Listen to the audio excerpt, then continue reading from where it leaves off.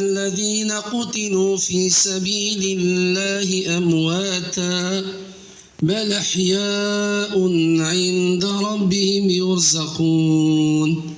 اللهم ارحم شهداءنا الأبرار، اللهم اعف عنهم واغفر لهم وأكرم نزلهم، اللهم طيب ثراهم، اللهم أسكنهم الفردوس الأعلى مع النبيين والصديقين والشهداء والصالحين وحسن أولئك رفيقا.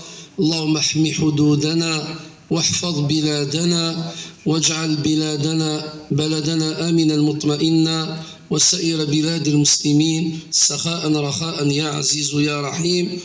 الحمد لله رب العالمين الرحمن الرحيم مالك يوم الدين، إياك نعبد وإياك نستعين، اهدنا الصراط المستقيم صراط الذين أنعمت عليهم غير المغضوب عليهم ولا الضالين آمين.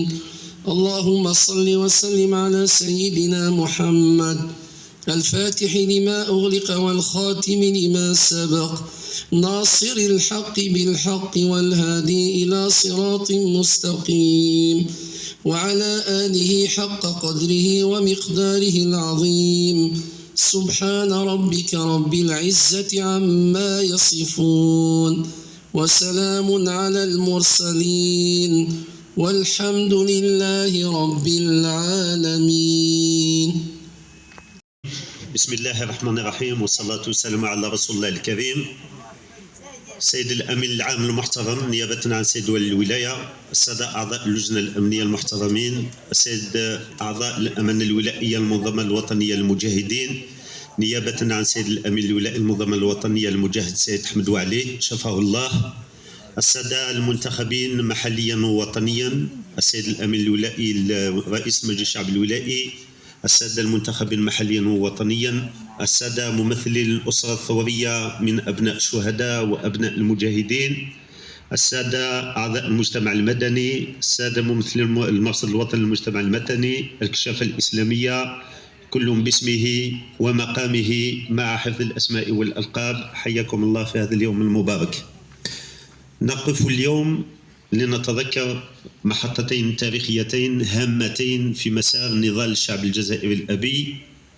أولها 20 أوت 55 وما يسمى في التاريخ بهجومات شمال القسنطيني التي قادها الشهيد العقيد زيغود يوسف، ومؤتمر صمام 20 أوت 56، وهو المؤتمر الأول للثورة التحريرية المجيدة التي كرست لعهد ثاني من التنظيم ومن العمل ومن التمثيل ومن تحقيق أهداف المسطرة الممثلة في بيان أو نوفمبر 1954.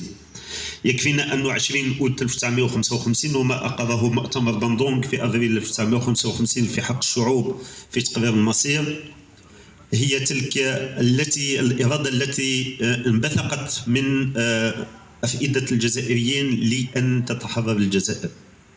فقدوها بوسائل بسيطة وبجهد عظيم وإيمان راسخ ووطنية متينة التي نجد فيها الجزائريين في وسط النهار على الساعة 12 زوالا ويقود هجوما ضد المستعمر في كل من قسنطينة، سكيكدا، قالمة، عنابة، جيجل، ميلا، يعني وقد شبحة أطال الله في عمرك. استغزي العمرين إن شاء الله.